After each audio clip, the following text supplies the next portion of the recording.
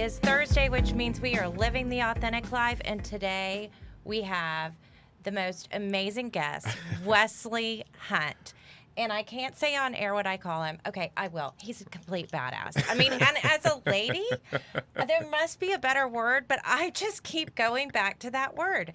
And I'm from a military background, so went to Texas A&M, but West Point, 55 Apache missions in Iraq. Like, it's absolutely incredible. And he lives out the authentic life and what you do, your commitment to our country, your connection to people in the community, and the purpose that you have, that you've given up your private life to little bitty girls at home, and you're taking on this amazing run. So I'm going to read a little bit more about you.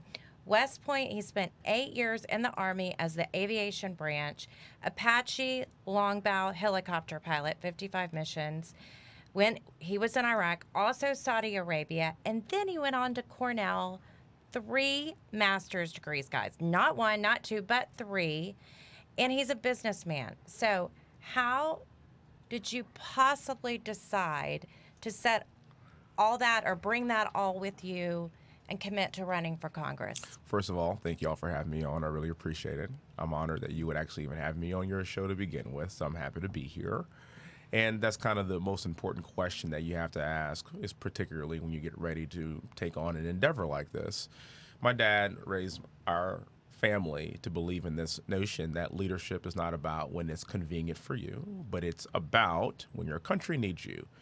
And if you look at where we are right now and the direction that we are headed, it is my humble opinion that we have to right this ship and pull this pendulum back in the direction that talks about preserving our values and our way of life in what, in my opinion, is the greatest country in the world. A little bit more about my family. I come from a military family as well. So my dad did 23 years in the Army. He retired as a lieutenant colonel. My sister, who was 10 years older than me, went to West Point and my family first. She served 23 years active duty as a military intelligence officer. She did 2 tours of duty in Iraq. She did 2 tours of duty in Korea. And on her final and 23rd year in the military, she spent that in Hawaii. And so I gave her a hard time because really, I'm like, sis, you had 22 years, not 23. I hate to break it to you. You're welcome. But she also has her degree in applied mathematics. And I always have the distinction and honor of saying that I followed my sister to West Point. I went to West Point second in my family, became an Apache helicopter pilot, saw combat in Iraq, and once you see that, you get an appreciation for what we have right here in this country. And I've been on 6 of the 7 continents in the world. This is as good as it gets. It gets no better than this, and people are forgetting that, and I'm here to remind them. My brother is also a West Point graduate. He graduated a year after me. He went on to do 5 years in the Navy. Earned his master's degree. He switched teams? I don't want to talk about it. It's tough. It's tough in our family. There's always one in the family. I love him. But everybody makes mistakes, of course. I mean, the Navy's fine. Beat Navy. And he got his master's degree from Harvard Business School. Became a White House fellow, and then now works for Egon Zehnder, the executive search firm here in Houston. So there's 60 years worth of military service just in my immediate family. And at one point in 2006, I was flying combat air missions in an Apache. My sister was in the Green Zone doing intel in Baghdad. And my brother was on a destroyer in the Arabian Gulf for 2 months at the same time. I lead with that story because I want to remind people that we aren't special. There are American families that have been doing this for generations. We are just a part of that solution, in my opinion, to preserve our values and our way of life. And that's what it takes to do that. People have died for us to be here. They have sacrificed a whole heck of a lot, and I think it's incumbent upon us to make sure that we take these Texas, specifically Houston, Texas values to D.C. and not have it the other way around. And that's why I'm here. Fantastic. My background a little bit. My father was a Marine just after the Korean War, so he didn't serve. But my stepfather served in France in World War II as an engineer. He would build a bridge, they would cross a river, and then when we were done with it, they'd blow the bridge up because of what they had to do. And he chose to serve over there. So I'm very proud of your service. Of course. And it touches my heart that people are willing to do that because we need, this is the greatest country in the world. It is. we have lived all over the world in our business adventures, and there's nothing better. There's no greater opportunity It really isn't. you can just do whatever you want here. So you went to my daughter's rival school. My daughter's at River Oaks Baptist. Okay. And tell us about what was that like going to school there? At St. John's? At St. John's, yes. Yeah, it was a great opportunity, great school. When I got there in middle school, I was actually the only black male in my grade. So it was kind of interesting to kind of go from a public school setting to not very much diversity at all. And what I was immediately met with were people that, quite frankly, didn't really care. They befriended me immediately, and I had a wonderful time at St. John's throughout my time there. And I'm actually currently serving on the board of trustees at St. John's now. And again, it's more just extended service to make sure that we look out for this next generation. But quite frankly, I wouldn't trade it for the world. I think it's probably the most rigorous education that you can get here in the city of Houston and probably the state of Texas. And it kind of prepared me a lot for what I was going to see in the future, and particularly prepared me for what I am seeing right now. I get to wake up every day and run for a seat that is River Oaks, and it is West University, and it's the Memorial Villages and Memorial and Tanglewood and the Energy Corridor, and it is Cypress and Jersey Village, and it's an overwhelmingly white district. And as a black man running in it, a lot of people will look at that and say, so how is that working out for you? And I would say, it's fantastic. Mm-hmm. And I get to wake up every day and literally live Martin Luther King's dream. I literally get to be judged by the content of my character, not by the color of my skin. And these were the lessons that I actually learned early on at St. John's. And while I'm here to admit that we certainly have some work to do, everybody does, every country does, I would argue that the progress that we have made in such a short period of time is something that we need to build on and not burn it down. And I think I want to be a part of that solution instead of what I'm seeing happen around the country right now.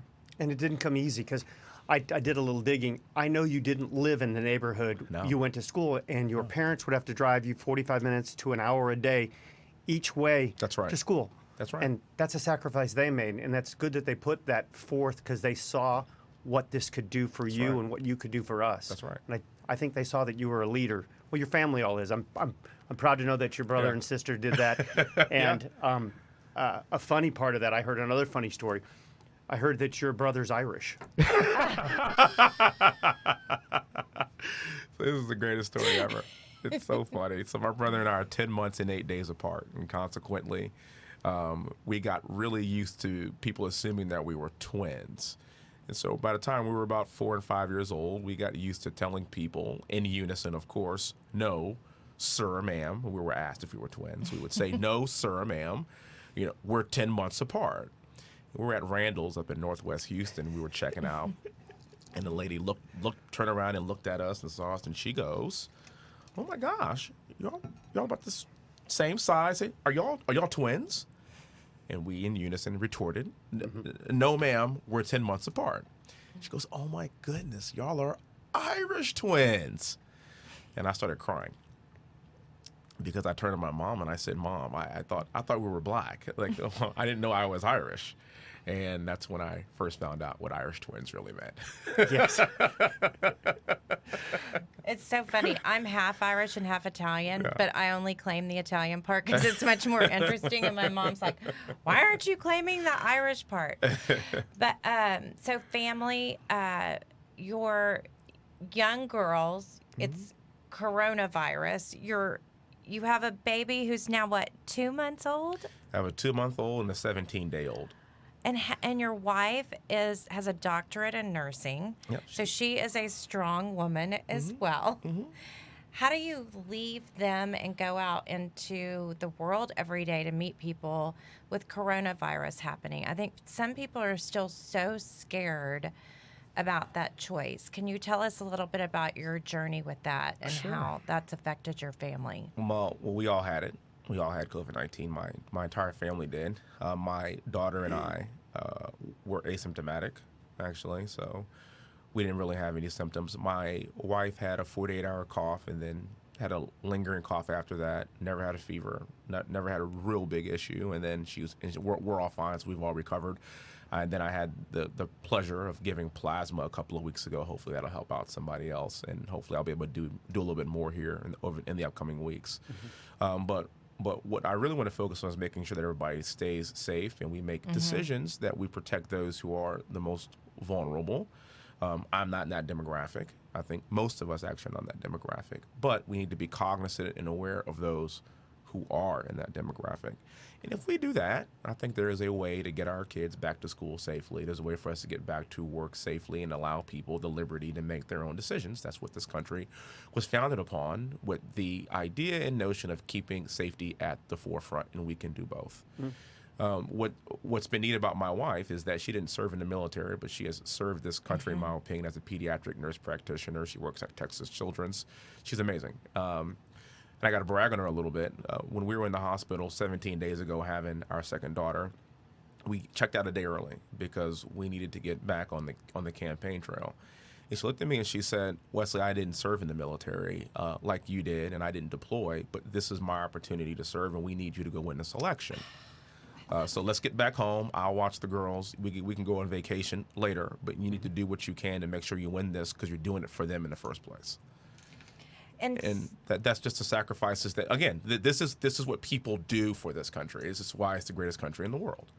And there's been so many other effects in addition to the illness caused by the virus. Last night, we attended a virtual event for AVDA, which helps women who are victims of domestic violence. And that's been a huge uptick with this happening. Also, kids not eating because they can't go to schools. They don't get that good meal, at least one good meal a day. Businesses suffering because they couldn't be open. So let's talk a little bit about some of those things, because you've been a huge advocate for juveniles in the community through your involvement with Big Brother, Big Sister, and also through the Juvenile Detention Center. Tell us a little bit about children and abuse and your connection to this is what we have to be very careful about, specifically knowing that COVID-19 doesn't really impact kids. Now, our concern is the teachers and people that work with the kids. That's who we have to protect. I mean, that is the conundrum that we have here. It's not so much the students; it's the people that are on the front lines that are teaching these kids every day. But the way I look at it is, again, it's a form of service. You know, my wife, pediatric nurse practitioner, still had to go to work every day, look after people. Right? These are sacrifices and risks that we have to take in order to make sure that we even have in America here for the future. And most importantly, this next year is really important because we have to have the best economic year in the history of this country because we just added $10 trillion to our debt. And when we do that, who's going to pay for it? You see millennials like me. The very public schools who are not currently in school that are falling further behind, who's going to pay for this? They are. Gen Z is going to pay for this. Our children. Right. And this is something that we cannot ignore at all. And we have to handle this delicately, of course, because there are certain people that have different risk profiles, and we need to respect that. But also, we have to make sure that, again, there is even in America to come back to, driving around here can be quite depressing. When you look at the small businesses that are lost, it may absolutely never come back. I mean, that is devastating, what we've seen. And from the good restaurants, from the local convenience stores. That's right. It's baffling to see what's happened. That's right. And again, I can't stress enough the safety part of this whole thing. I can't stress enough protecting those people that are most vulnerable. But what I also have got to say is that at some point, we as a country have to get this thing started again, and we're getting to the point to the point of no return, and of no full recovery, and it's getting dangerous for us in the future. And so I'm advocating for people to put our heads together and work together to find solutions to this problem, and I think we can do that on both sides of the aisle. On both sides of the aisle, we need to be a team again. That's right. The United States of America, not the divided states of America. That's right. And I'm not running for any office, but I'm just. But take that. Feel free. But it's how it is. It's crazy to what we're doing right now. I don't understand a lot of it. I want to get back to West Point for 1 second. What dorm were you in Yeah. West Point? So one of the stories that I tell all the time when I'm on the trail that talks about, division in this country and how far we've come and the progress that we've made. Obviously, West Point's near and dear to my heart because my family all went there and my siblings all went there.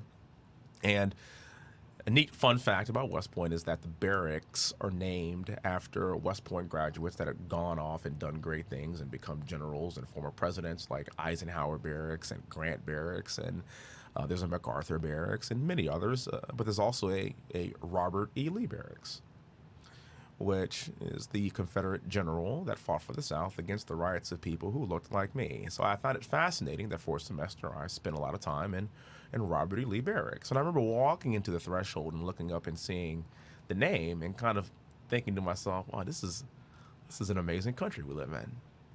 Not just me, but my two siblings have had the distinction and honor of matriculating through the premier leadership institution of the world. And I'm not defined by the name on the building. I'm defined by first being an American. I'm defined by hard work, grit, determination, like most Americans are. If that building were named anything differently, I wouldn't have that perspective. For I am not defined by the name on a building or by a statue. That's the kind of perspective that I think we need to have back into this country. And on another Civil War West Point note, what people have to understand about division in this country, and that's that this is actually not that bad. We've been way worse. So let's talk about the Civil War and let's talk about Robert E. Lee. Imagine being at West Point and serving 4 years with your comrades, becoming friends with them, eating, training with them, going to class with them for 4 straight years. And trust me, I am very close to a lot of my West Point classmates. And depending on where you were from geographically during the Civil War, some would go and fight for the North and others would go and fight for the South. And you had West Point graduates that would graduate and they were killing each other. They spent 4 years together, camaraderie, building that bond, leadership skills together. Then because of where they were from, they had to go, boop, game over. Now we're fighting against each other. And That's right. It's baffling. I mean, That's right. That's division.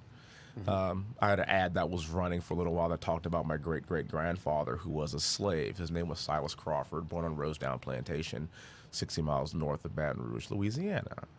And you look back a handful of generations later, in the literal sense, a handful, and you have a family that has 3 West Point graduates. We've had the honor of serving our country in war. We have multiple master's degrees from Ivy League schools. We get to wake up in the morning and live the American dream, and that's the progress that we've made. And again, I've been black for like 38 years, so I got it. I know what it's like to get profiled. I know what it's like to get pulled over because of the way I look and the color of my skin. But that doesn't mean that everything that we've done in this country is bad. In fact, I like the idea of even remembering the past, for if we don't remember it, we're doomed to repeat it. Even if you don't like it, even if it's not popular, even if it was cringeworthy, let's not forget it. Don't throw it away. Remember it, because you don't want to feel that cringe ever again. you're also on a board of pachyderms. Yeah. Explain that board. A lot of people don't know what that is. Pachyderm Club is a Republican organization throughout the country that meets weekly, that kind of discusses Republican issues, and we have people that come and speak and talk, and basically, how do we solve the world's problems from a conservative vantage point, if you will. It's a great club, and it's something that is always a constant reminder that conservative values are still alive and well today. The biggest issue that I think we have in this country as a party, quite frankly, is how we message and how we package that. Mm-hmm. And I think this is an issue that Dan Crenshaw and people like me and others around the country are trying to put in the bottle and message to the next generation that conservative values are kind of how we got here in the first place. Things like life and liberty and freedom and low regulation and low taxes. Smaller government. Keeping the government out of your personal life and out of your business and allowing you to make autonomous decisions, stuff like that. And I think with this next crop of young millennial candidates that are currently entering the halls of Congress, I think we're going to be able to message that much better. And I pivot from the Pachyderm Club because it tends to be actually an older group of people, which is fantastic because they are They have the history. they have the history, they understand it, they get the messaging, and then it's nice to have kind of a younger candidate that's a member of the club to start to take this messaging more to the next generation. And a different perspective, because you are younger, you're 38 years old, and about the climate and environment. You want to protect the environment, Of course. and Of you course. grew up seeing how things can change. And I liked your perspective because you talked about this before too.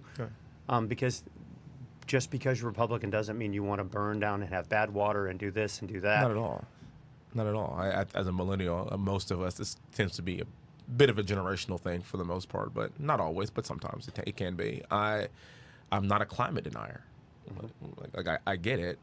I just want to have honest conversations about what fossil fuels and what the oil and gas industry means to this world. And right now we're being demonized needlessly, in my opinion.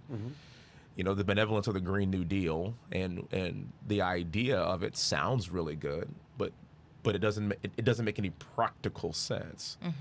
So if we're trying to address global warming, and the operative word in global warming is the word globe, we have to get India and China and Russia and South America and Africa. These countries have to get on board with reducing their carbon footprint, and we could destroy the oil and gas industry here in the United States at no gain to the globe. If we stopped producing or doing anything in the U.S. for a year, it wouldn't make a difference in the world with what's going on. If you do the math of what we produce in carbon footprint each year compared to what India, Africa, China, it's just baffling. And we've spent time over there with our business. I've been in China in winter when it is, you can't see across the street, your eyes are burning. We were in a taxi cab one time, and my wife goes, well, this guy didn't bathe. I said, babe, it's not that he didn't bathe. The window is down, and that's just the pollution is so bad in China, you can't even see outside. Well, they're building 4 coal plants per month in India and in China as we speak. In fact, if we were able to snap our fingers right now and be carbon neutral tomorrow, it'd have no impact on the globe. I would argue it'd be even worse because we are reducing our carbon footprint because of hydraulic fracturing and natural gas because it flat out burns cleaner. I would argue that we should probably be exporting more of that to India and China so they don't have to use as much coal if you really want to reduce the carbon footprint. But unfortunately, on the Democrat ticket, Joe Biden is on record for saying no new fracking, and Kamala Harris is the co-sponsor and co-author, of the Green New Deal in the Senate. So let's think about that. Why do you want to end the very technology that is reducing our carbon footprint, that has granted us energy independence? And oh, by the way, 20 years ago, before we had fracking, we would kill a bad guy in the Middle East and then turn around and ask those same countries for oil. And we don't have to do that anymore. And so it's an issue of national security as well. And quite frankly, we aren't going anywhere. And again, a lot of the benevolent leftists, far leftists, don't understand that we're sitting right now in this booth, in this microphone, this phone, this I voted sticker, and everything that we use is a byproduct of hydrocarbons in the oil and gas industry. Again, it is my idea that we work with the industry to eventually progress to our next abundant and, most importantly, affordable energy source, not just for the U.S., but for the entire world. It's my opinion that the next trillionaire, if Jeff Bezos doesn't get there first, has already been born. And he or she, they will be the person that comes up with the next affordable and abundant energy source to fuel the world. And eventually we're going to get there. And I accept that we're going to get there. But you're not going to get there without us. The trucking industry, they think that, I know that they think they can bring electric trucks out and they can do this and they can change it. But the fact is, how many million, I think you know the statistics on how many trucks and what's going on and how that won't change either. Yeah, that's exactly right. We have currently in the world today, there are roughly 1 billion with a B light trucks and vehicles that are gas powered in the world today. And over the course of the next 20 years, we're going to add another billion vehicles.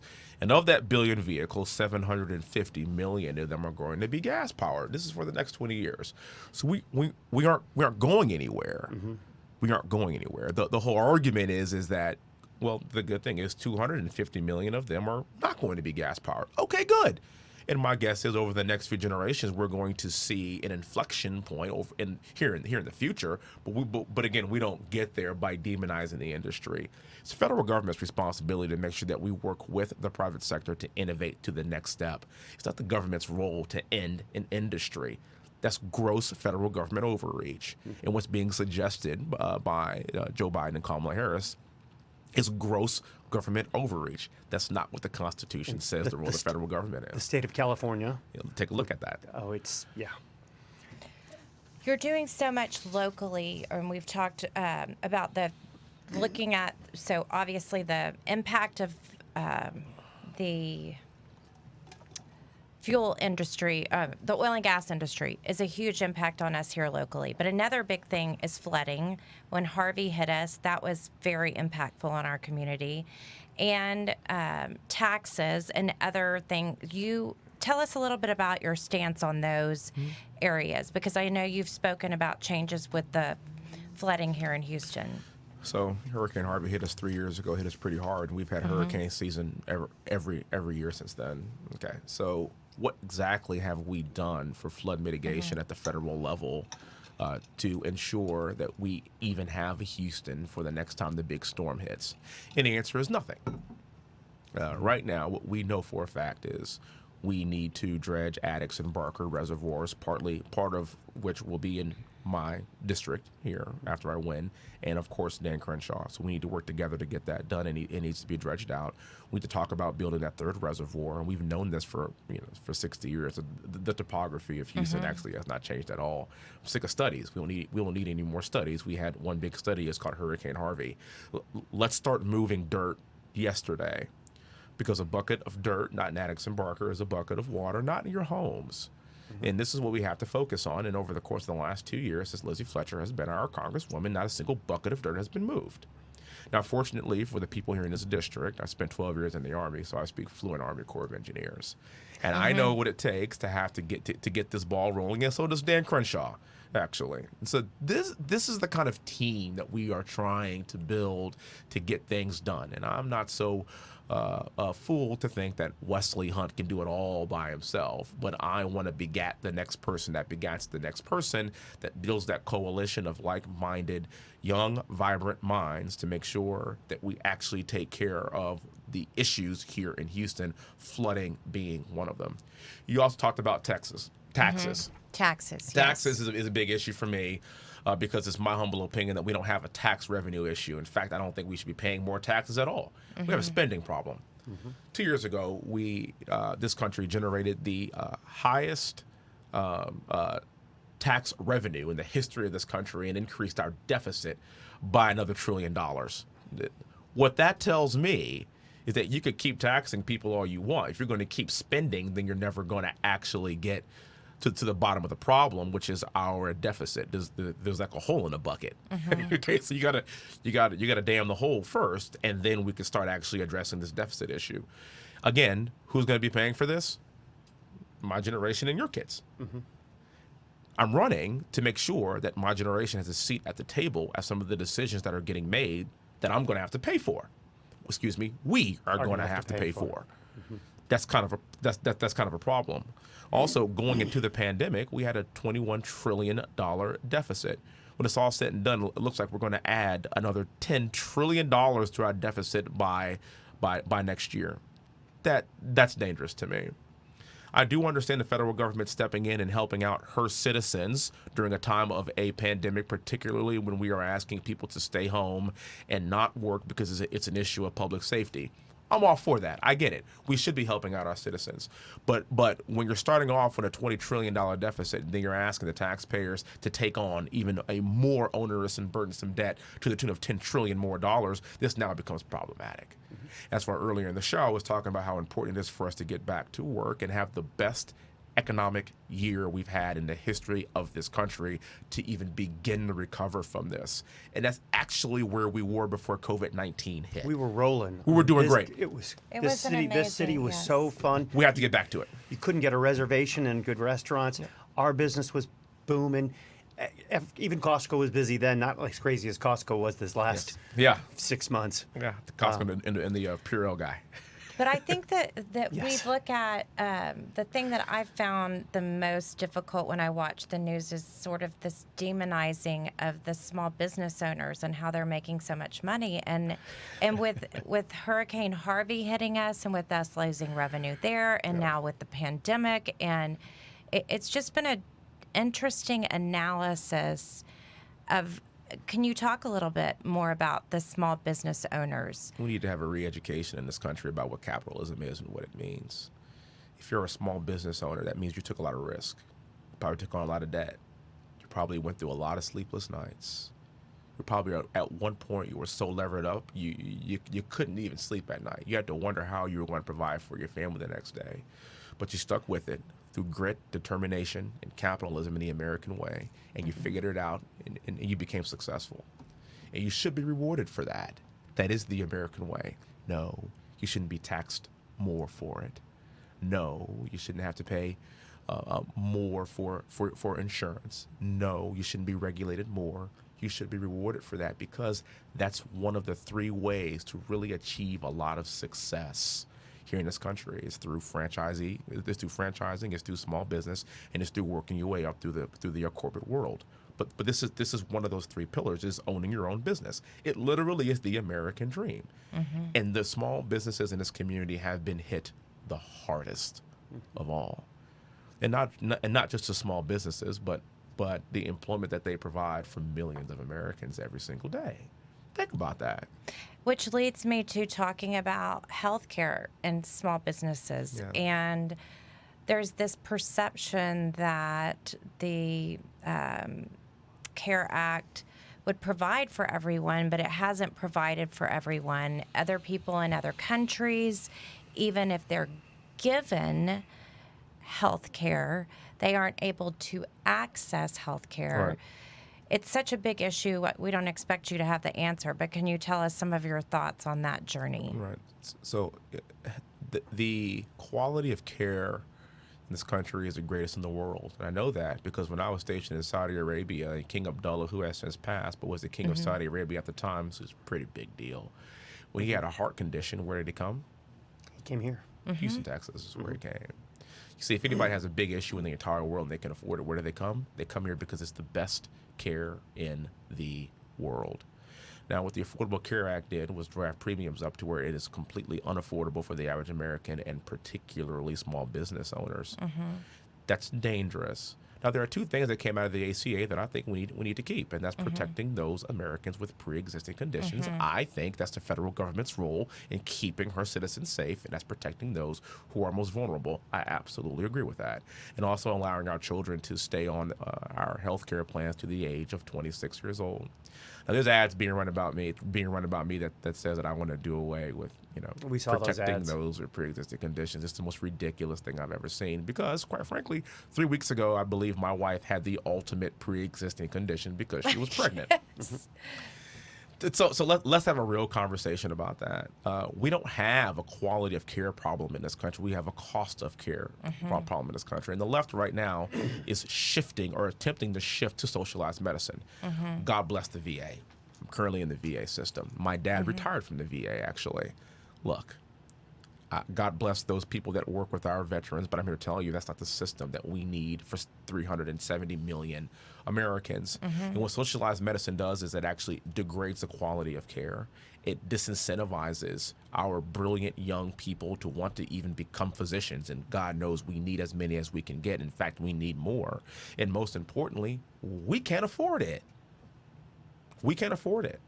So let's address the cost of care by making sure that we allow insurance companies to sell their insurance policies across state lines. What does that do?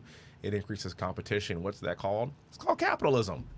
It is. We've seen that when you pay cash for something and you don't go through your insurance, it's what, 10% of the cost of it? I had to get in a couple MRIs recently, Yeah, and it was please. $3,500 for an MRI. Yeah. I said, I'm a cash payer. They said, since you're going to do 2 of them, they'll be $350 each. That's So $7,000 versus $700. That's right. That's right. And when you're talking about capitalism, best of breed breeds innovation, and the smartest, the best, most the best. the It's most the American way. brilliant minds Yeah. to the industry. And that's why we have the finest doctors. Yes. Because you know what? Those guys are the ones that put in 10 or 12 years in school, extra school. Yes. And they had the ability, the ones that can take apart your heart and fix it. That's They right. should make more money than someone that's not willing to make the They sacrifices. should be the compensated commitment. accordingly. That's right. That's right.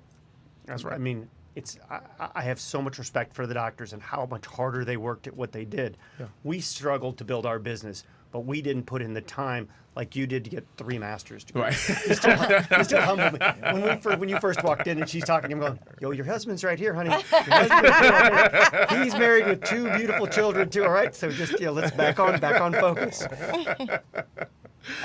Speaking of that, you believe in the sanctity of life also. I do. Yes, I am. I am pro-life, and you know what's really neat too. It's just when you see your child, and you kind of see the ultrasounds. And sadly, during this pregnancy, I was actually not able to go. I know we to the can't ultrasounds, go in. and it was kind of sad. I didn't even think about that. It was rough. It was rough on us because that's kind of something that I value tremendously. But it's okay. It's okay. It's again sacrifices we had to make, and when you see that person growing and now to welcome them into the world, it's a spiritual experience for someone like me.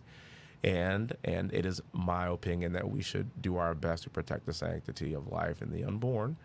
And also, the one thing that really bothers me, and I'm unapologetic about talking about this, because again, if we're really going to have substantive conversations about this issue and about Black America, what I don't like is the fact that 1 in 3 abortions are actually at the hands of Black women, yet we're only 13% of the population.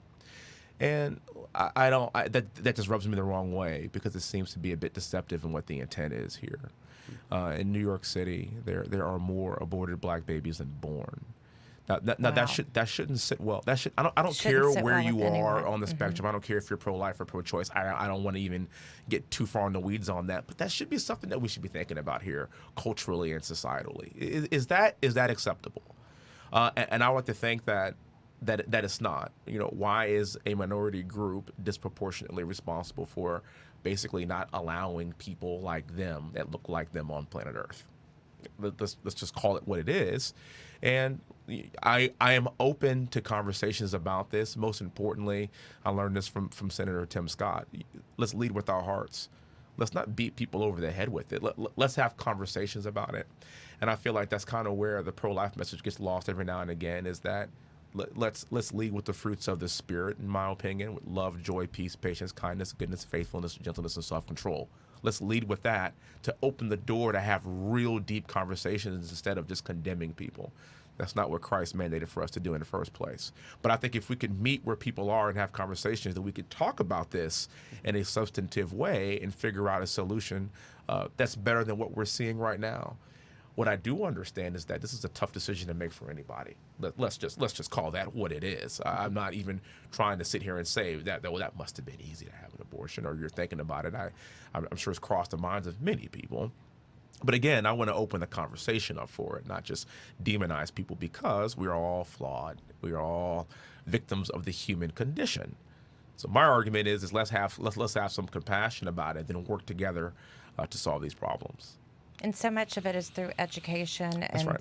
so many charities are working to help people from different socioeconomic backgrounds to Right. learn about these different things. I wanted you to talk a little bit about the kids that you've worked with through Big Brother, Big Sister, Mm-hmm. and like mentoring these kids, and how in the juvenile detention center you when I work was at with, Cornell, yeah. because I think those are significant things to change the future.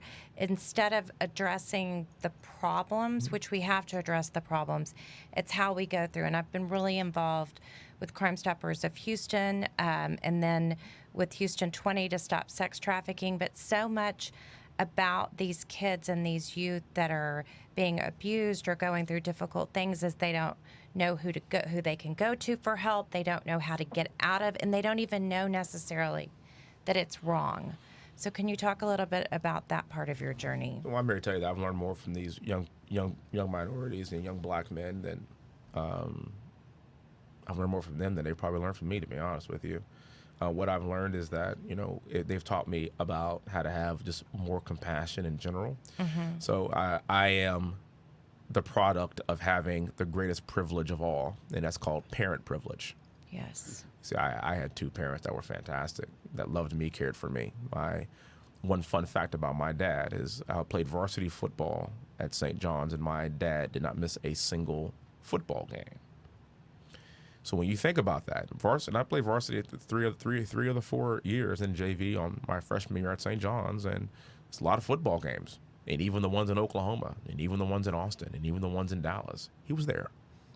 So when you think about the fact that I had just parent privilege, which actually supersedes any kind of privilege that you can imagine, as you were talking about earlier, I drove 45 minutes one way to go to school. I didn't grow up in River Oaks, but I wouldn't trade my parents for all the resources in the world, because that's why I'm here. That's why I have my values. I say that because these young people gave me an appreciation for my parents that you can never believe. And I've realized that this cuts across racial lines. You see, parenting is not an issue of black or white or Hispanic or Asian. Parenting is just the ultimate leveling of the playing field. And if you're willing to sacrifice for your kids and show them an education and raise God-fearing, American kids, their chances of success increase exponentially. It's not even close, regardless of what they look like or what their socioeconomic background is. And so what I saw, what was missing in a lot of these kids is that cultural aspect of just having two parents who loved them and cared for them. That's all.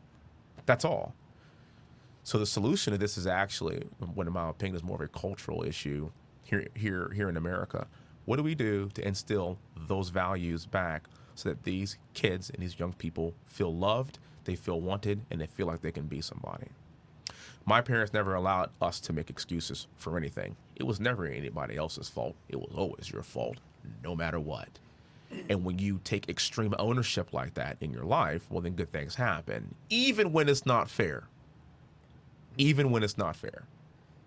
And so what I'm seeing in a lot of these young people is that because they didn't have that tutelage at a very young age growing up, the deck is stacked against them. Yes, they're black. Yes, they come from low socioeconomic backgrounds. Yes, they have very limited resources. Most importantly, they didn't have a mom and a dad. We could talk about all the other stuff. You could throw money at a situation. If you don't fix the idea of feeling loved and wanted by your community and by your family and by your parents, you're never going to solve the problem. And so in Washington, that's really going to be what my focus is more on, less throwing money at problems and more about what do we do to educate and change the culture. And then we get going in the right direction, then the money works. Well, places like Yellowstone and the KIPP Academy, they're doing great things to hold kids accountable, and that graduation rate itself just shows what you can do by starting at a young age with all of them. That's right.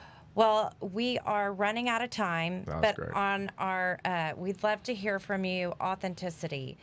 What authenticity is defined as a collection of choices that we make every day about the choice to show up and be real, the choice to be honest, the choice to let ourselves be true and be seen. And you are such a picture of authenticity. How will you bring authenticity to the office of Congress? It seems to be needing a lot of authenticity. So in every talk of every day, I always talk about my 14 classmates that are no longer with us because they paid the ultimate sacrifice in the global war on terror. One of them is a man by the name of David Frazier. He was my friend, and he was killed on November 26, 2006, on his last mission in combat. And I have the greatest honor that I'll ever have in my life of giving his eulogy when I was 25 years old. So when you talk about authenticity, you see there was blood shed from my friends, and that easily could have been me. I don't have a choice but to be authentic. I don't have a choice but to represent this district with honor and distinction because, again, I have to wake up knowing that there are people that sacrificed, men that were better than me, that are no longer with us, for me to be able to do this right now. And when you go into a job like this with that kind of mentality, it makes it pretty easy to take on anything that somebody might bring to you, or to take a hard vote, or to have to explain something that quite frankly was the right call, even if it was unpopular. And what I'm finding out in the world today, particularly in this community, is that people don't want to stand up for anything because it's hard. They don't want to do the right thing because it's difficult. Or somebody put a bug in their ear and they listen to this person and they're just literally flapping in the wind with absolutely no true north. Whatever anybody tells them, that's what they do. Well, that's actually what's happening in Washington, quite frankly. We get the leadership that we deserve a lot of times. And that's where people like me come in and say, yeah, you know what? I'm going to be authentic, but most importantly, I'm going to be authentic to the district that I represent. And currently, our current congresswoman, in my opinion, is not authentic to the district that she is supposed to represent. And you know it's true, because otherwise I wouldn't be here and I wouldn't be doing this well. So that's what authenticity means to me. Well, thank you for your time My with pleasure. us today. It is absolutely my pleasure. Too much fun. Enjoyed it. Yes, very, Of course. very good time. We'll talk more later, too. Cause Happy to be back. I want to help you any way we can. We need Sure. you to vote, everybody. And I have a saying, too, if you don't vote, you can't complain. Or as I say, you can't complain. Got it. So go out and vote. Whatever team you're voting for, vote, because we need to vote. And that's what's great about our country. We have the ability to vote. That's right. We have democracy. That's right. Thank you again. This is my pleasure. Thank you. Thank you for having me. Appreciate it.